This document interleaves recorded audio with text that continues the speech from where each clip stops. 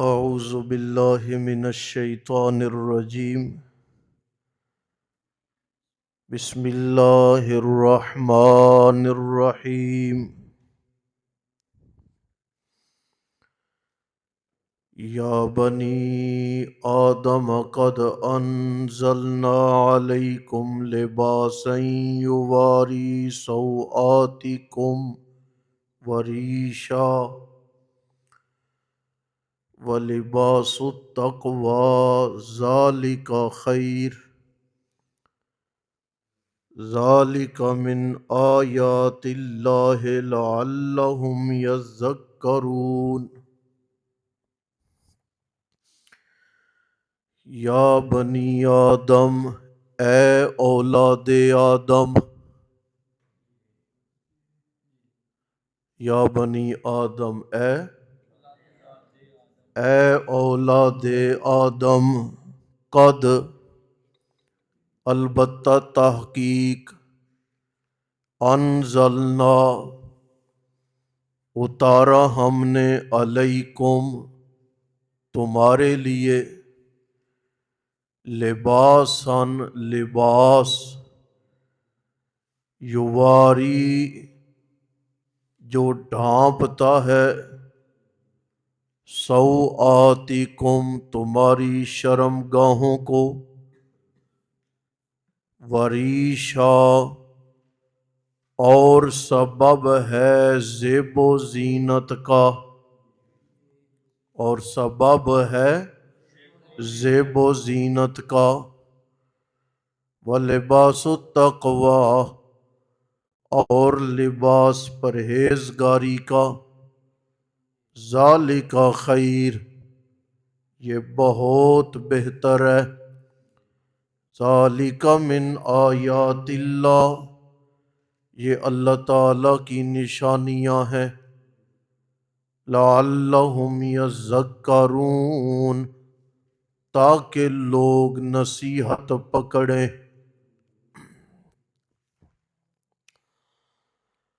اس آیت پہ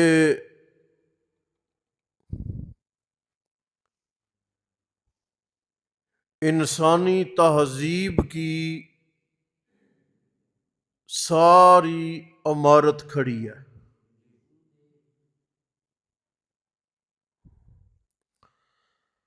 لباس، قرآن حکیم نے یہاں پر لباس کے 3 رخ بیان فرمائے ہیں۔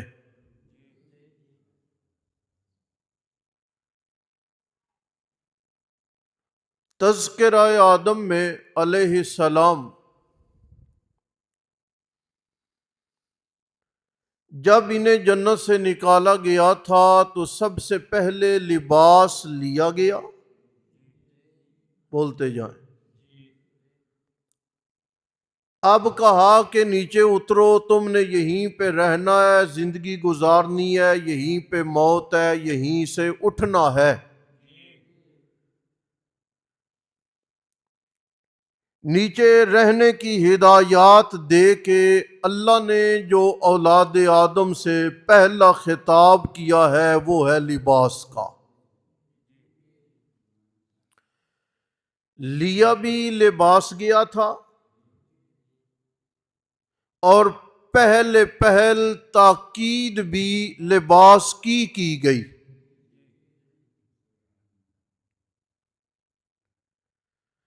اکٹھا لباس کے 3 رخ بیان کیے قرآن نے، کیوں؟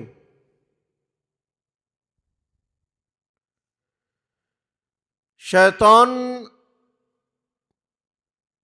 پہلے حملے میں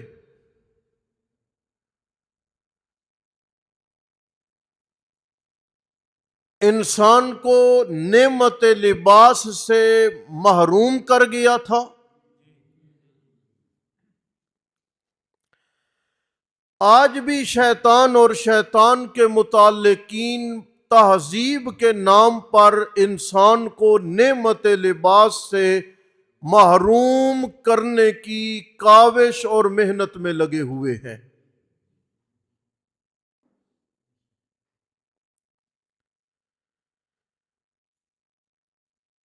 آپ نیم اسلامی ممالک اور مغربی تہذیب کا لباس دیکھیں تو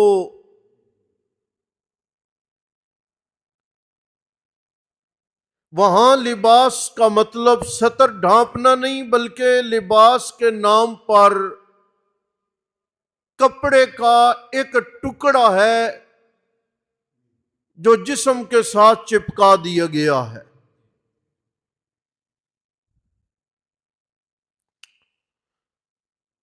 اور اس تہذیب سے متاثر ہو کے مسلمان طبقہ بھی نمازوں کا پابند طبقہ بھی اہمیت لباس سے ناواقف ہے۔ میں دائیں سے بائیں آپ سب کو وہ چند ہدایات دینے لگا ہوں، مرتے دم تک انہیں مت چھوڑیے گا۔ پہلی بات، اللہ نے کہا انزلنا، میں اللہ نے تمہارے لیے لباس اتارا۔ آیت بھی سمجھتے جائیں نا ساتھ ساتھ، آسمانوں سے اترا ہے؟ نہیں، انزلنا کا معنی یہ نہیں ہے کہ آسمانوں سے باقاعدہ تمہارے لیے سلا سلایا لباس آیا۔ انزلنا الحدید، میں اللہ نے لوہا آسمانوں سے اتارا، حالانکہ یہ تو زمین سے نکلا۔ اللہ بتانا یہ چاہتے ہیں کہ جیسے آسمان سے اترنے والی چیزوں میں دسترس اور کنٹرول میرا ہے، اسی طرح زمین سے نکلنے والی چیزوں میں بھی دسترس اور کنٹرول میرا ہے۔ وہ روئی دھاگا ہو یا کوئلہ ہو، لوہا ہو یا زمین سے نکلنے والے قدرتی ذخائر ہوں، انزلنا میرے بس میں ہے، میرے کنٹرول میں ہے۔ ایک بات، لباس اتارنے کے بعد کیا کیا جی؟ یواری سوآتکم، پہلا رخ ہے لباس کا کہ یہ تمہاری شرمگاہ کو ڈھانپتا ہے۔ ہم سب سے پہلے اس پہ بات کریں گے۔ آپ کو یاد ہے میں 2 سبق پہلے عرض کر چکا ہوں کہ تفسیر مظہری میں یہ بات موجود ہے کہ جب لباس اتروایا گیا تو یہ پہلا موقع تھا انسان نے دوسرے کا جسم دیکھا اور انسان نے اپنا جسم دیکھا۔ اور یہ بھی عرض کر چکا ہوں، عورت کے لیے بھی بغیر ضرورت کے اپنے شوہر کے سامنے بے لباس ہونا کوئی اچھا عمل نہیں۔ اور یہ بھی عرض کر چکا ہوں، ابھی کوئی تعلیم و تعلم کا نظام نہیں بنا، کتابوں کا نزول نہیں ہوا، سیکھنے سکھانے کا ماحول نہیں بنا،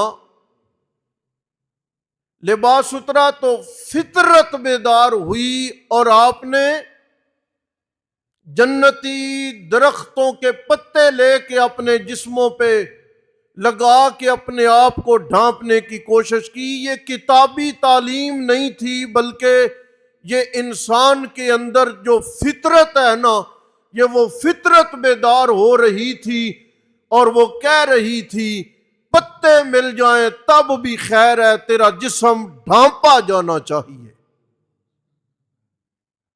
سن رہے ہو؟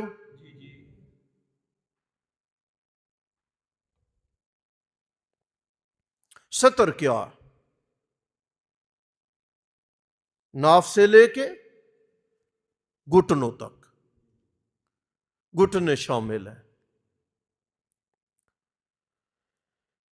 یہ کھیل تماشا ہو، کبڈی ہو، یا اپنے گھر میں پہنا جانے والا لباس ہو، یا گرمی کے موسم میں پول میں نہانے کے لیے جاتے وقت بدلا جانے والا لباس ہو، یہی ہے نا۔ آپ کا ناف سے لے کے گھٹنوں تک اگر سطر نہیں ڈھانپا گیا تو پھر آپ گدھے گھوڑے کی طرح ایک جانور ہے۔ پہلی بات یہ، کبھی آپ نے کسی جانور کو لباس پہنے دیکھا؟ نہیں نا۔ لباس نے انسان کو ایک نئی شناخت عنایت فرمائی ہے۔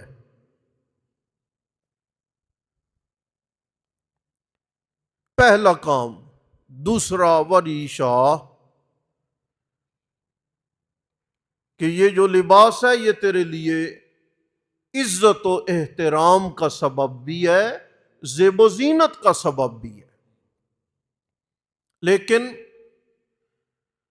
اللہ نے زیب و زینت کو پہلے ذکر نہیں کیا، پہلے ذکر کیا ہے سطر۔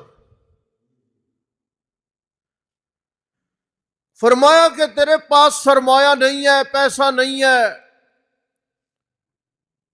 زیادہ کپڑا خریدنے کی طاقت و استطاعت نہیں ہے، تو سطر ضروری ہے ڈھانپنا۔ یہ پہلا امر ہے۔ اس کے بعد اگر تمہارے پاس اضافی ہے تو زیب و زینت اختیار کر، کوٹ پہن، چادر لے۔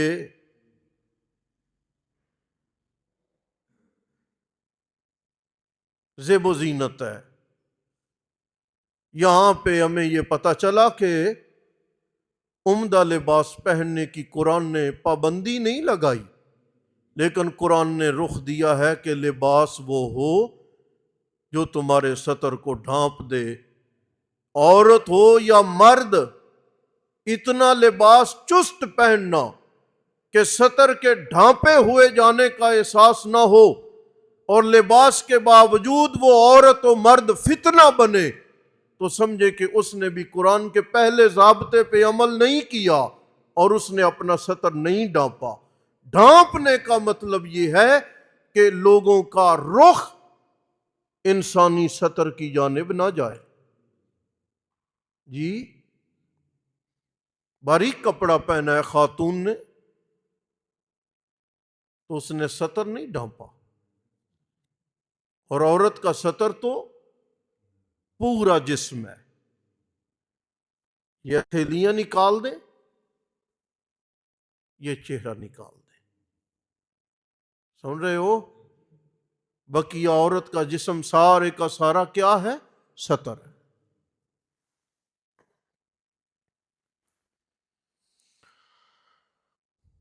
زیب و زینت اور لباس کے معاملے میں رسول اکرم صلی اللہ تعالی علیہ وسلم کو سفید لباس بڑا پسند تھا، ستھرا، داغوں دھبوں سے پاک۔ شاید کسی نے یہ جملہ بولا ہو، اور شاید کسی لکھنے والے نے یہ جملہ لکھا ہو، میرے علم میں نہیں ہے، میں عرض کرنے لگا ہوں۔ سفید لباس کی بے شمار حکمتوں میں سے ایک حکمت جو ابھی ابھی میرے دل میں کھٹک رہی ہے وہ یہ کہ سفید لباس پہنتا ہے نفیس آدمی، اور وہ لباس کو دیکھتا رہتا ہے کہ کہیں سے کوئی داغ دھبا نہ لگے، اور داغ دھبا لگنے کی شکل میں اسے بدلنے کی کوشش کرتا ہے دوسرے کپڑوں کی بنسبت جلدی. نہیں سن رہے پھر آپ تو بول رہے ہیں. سیاہ گہرے رنگ کے کپڑے میں داغ ہو تو پتہ ہے وہ کم نظر آتا ہے، سفید پہ زیادہ، اسے جلدی بدلنے کی کوشش کرتا ہے. سفید کپڑوں پہ لگا داغ دھبا بندے کی طبیعت پہ بوجھ بنتا ہے، اور سفید کپڑا بندے کو احساس دلاتا ہے اے بندہ خدا، جیسے تو اپنے کپڑے پہ دھبا برداشت نہیں کرتا، اسی طرح اپنے جسم و دل پر بھی گناہ کا دھبا برداشت نہ کیا کر. سمجھے آپ؟ کئی حکمتیں ہیں لیکن شاید یہ کسی نے لکھا.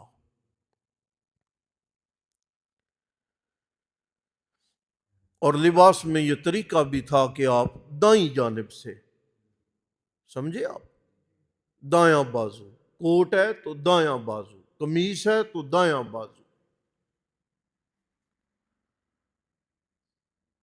اور پھر آپ یہ دعا بھی پڑھا کرتے تھے، الحمدللہ الذی کسانی. اللہ تعالیٰ کا شکر ہے کہ جس نے ہمیں لباس پہنایا، وہ لباس ما اواری بھی، جس لباس نے میرے سطر کو ڈھانپ دیا اور جس لباس نے میرے جسم کو زیب و زینت عنایت کر دی.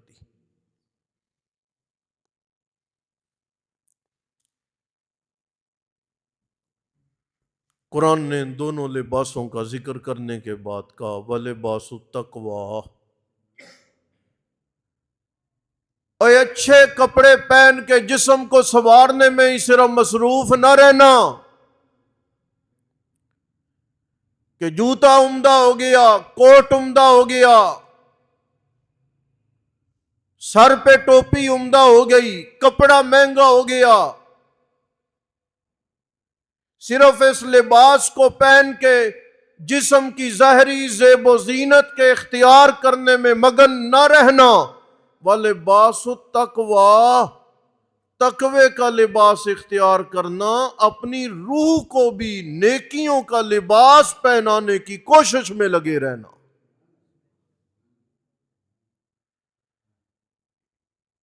یہ کپڑا تھوڑا گندا بھی ہو گیا، میلا کچیلا کبھی ہو گیا تو چل جائے گا، لیکن روح میلی کچیلی ہو گئی نا.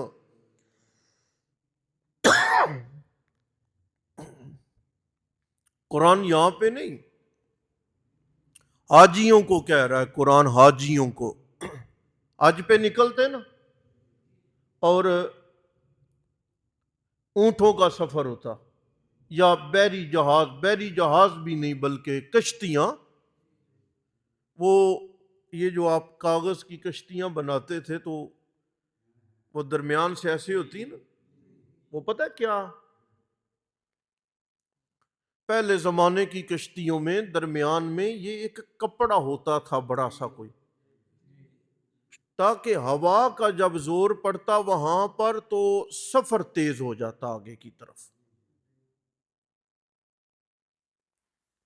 اور پھر ایسا بھی ہوتا کہ حرمین کے قریب ترین پہنچ چکے، ہوا مخالف سمت چلی تو کشتی پھر آگے جا ہی نہیں، پھر پیچھے کی طرف جا رہی ہے. دن کا سفر رہتا تھا، کیا پتا پھر وہ مہینہ پیچھے آ گئی. اب تو مشین ہے نا، مقابلہ کرتی ہے، پہلے انسان تھے. پیسہ لے کے جاتے، کوئی لے کے جاتے کوئی نہ لے کے جاتے، راستے میں ادھر سے مانگا ادھر سے مانگا، اونٹوں پہ کبھی کسی ڈیرے پہ ٹھہرے، کبھی کسی گاؤں میں ٹھہرے، مانگا کھانا کھا لیا.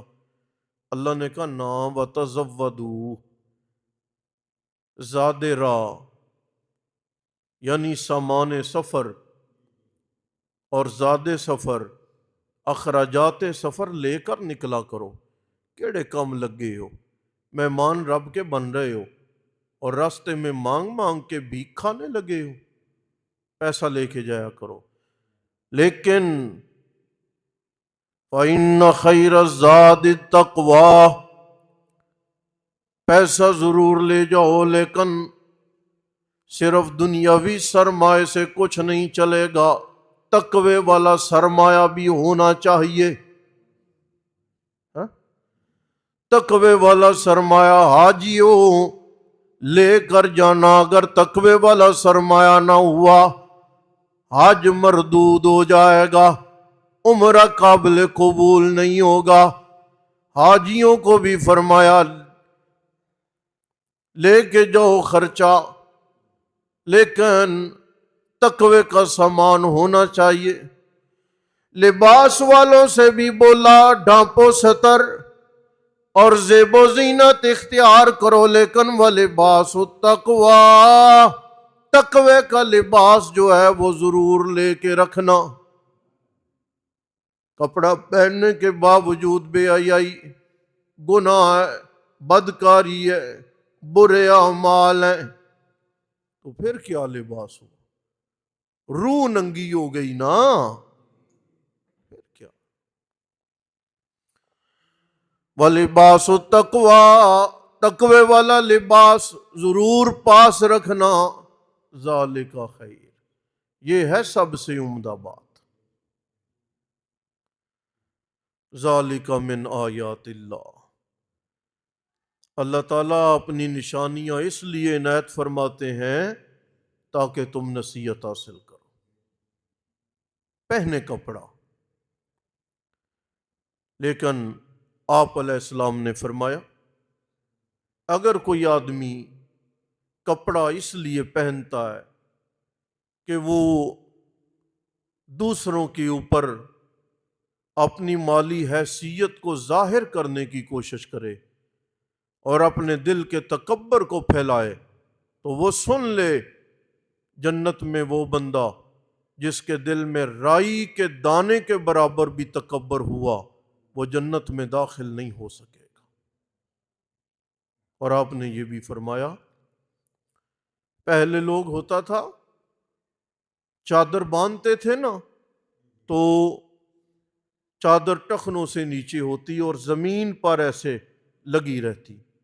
جو جتنا وڈیرا ہوتا تھا نا، اس کی وہ چادر لٹکی ہوئی اتنی بڑی ہوتی تھی. سن رہے ہو؟ اسلام آیا، اس نے کہا ٹخنے ننگے کرو. ٹخنے کیا کرو؟ ننگے کرو. اب ٹخنے صرف نماز میں ننگے کرنا ضروری نہیں ہے، اس کے بارے میں بھی کہا گیا جس کے کپڑے نے اس کے ٹخنوں کو ڈھانپ لیا وہ اپنے ٹخنوں کو جہنم میں جلانے کے لیے تیار ہو جائے. ٹخنوں سے اوپر ٹخنا ننگا کرے، عادت بنائے، نماز میں بھی اور عام معمولات میں بھی. پہنے لباس ستھرا صاف، لیکن ایسا بھی نہیں میں کہہ رہا اتنا لمبا ہو کہ بد زیب لگے، لیکن اتنا چھوٹا کہ لباس کی اہمیت و حیثیت خراب ہو جائے، یہ بھی کوئی مناسب عمل نہیں ہے. دیکھیں جی،